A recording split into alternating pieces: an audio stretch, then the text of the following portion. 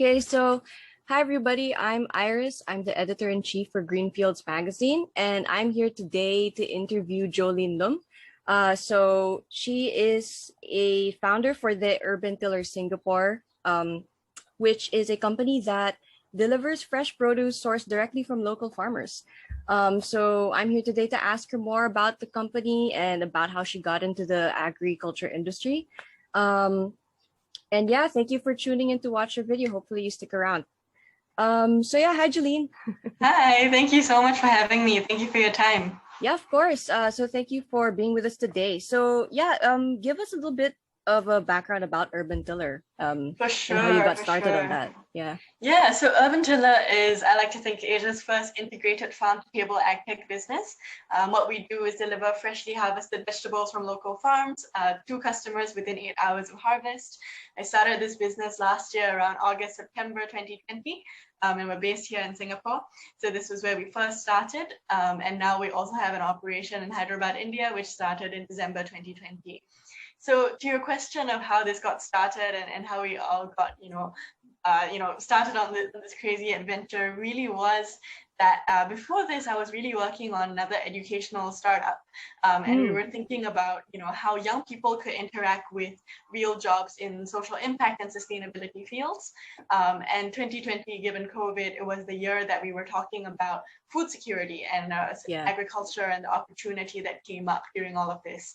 And, given the 6 months that I spent just talking to farmers, people in the industry about agriculture, about agri-tech, one of the big things that I saw as an opportunity was really creating a brand new business model for consumption in city centers like Singapore, like Manila, like Jakarta, and thinking about how a new generation of farmers, urban farmers especially, could go directly to consumers, and for us to value add to the story of how the farmers are growing our food, value adding to making sure that we can ensure the most sustainable, economically sustainable as well, and most connected way of providing food that is good quality, safe, and really, really fresh.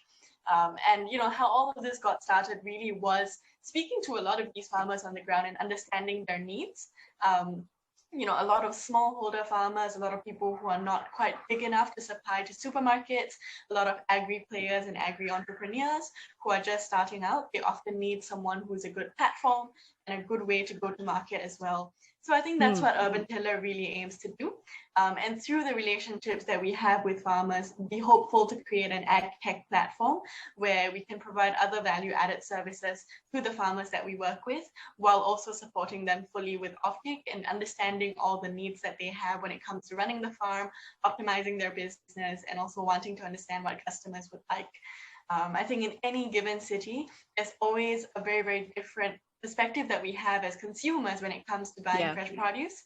We go to supermarkets, we look at whatever's on the shelves, it's always abundant. We don't quite ask questions about where it comes from, how fresh it is.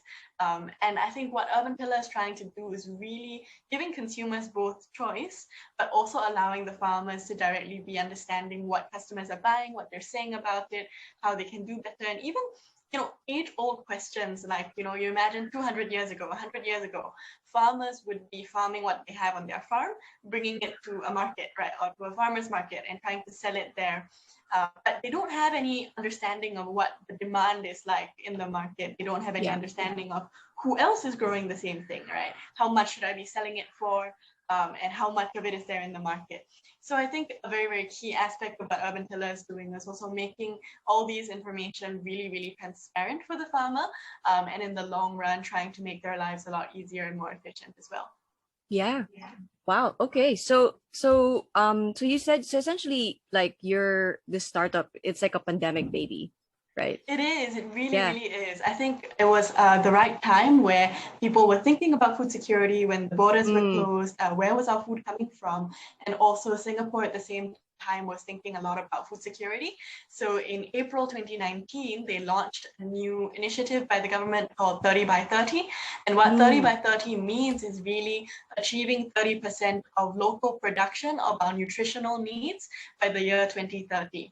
And this conversation really got accelerated during the COVID year because everyone was thinking about how we could, increase self-reliance, right? Because Singapore imports more than 90% of our food. And that's a crazy number when you think about a pandemic reality.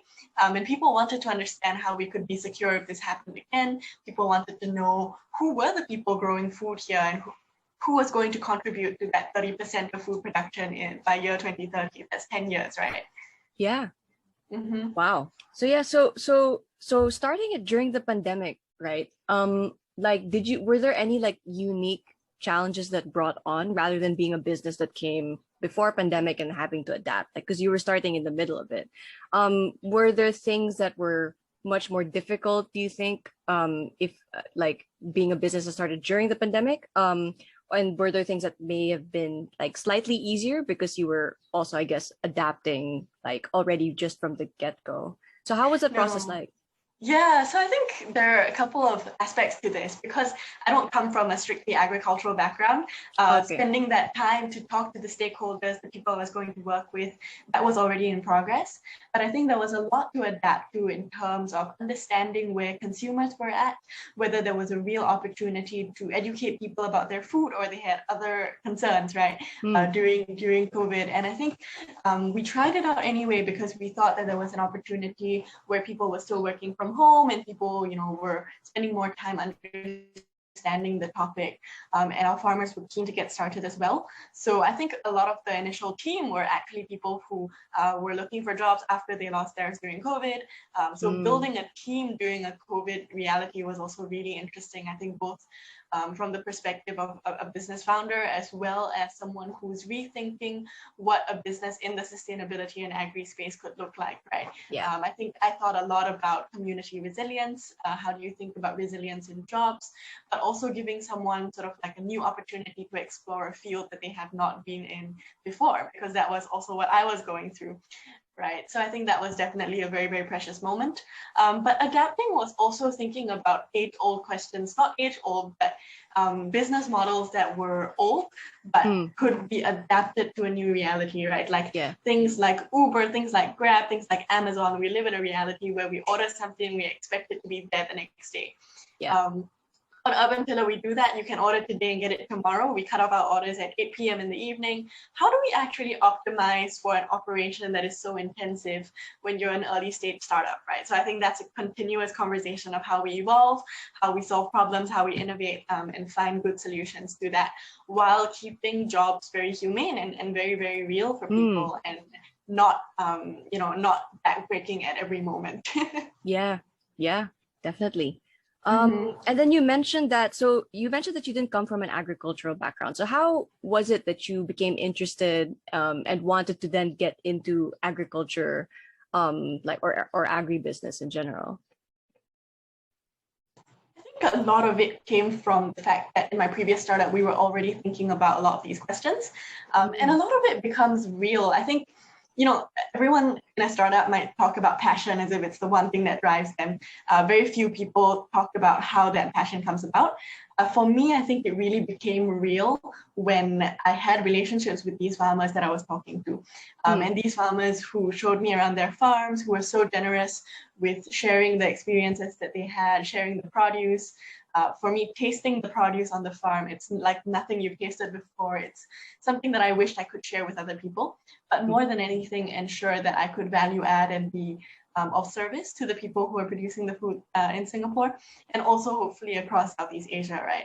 I think there's a really, really emerging opportunity when you understand the problem a bit more. Singapore's and the Asia Pacific region is sitting on a food crisis, right? We're going to have 30 million people to feed and more in the next 10 years.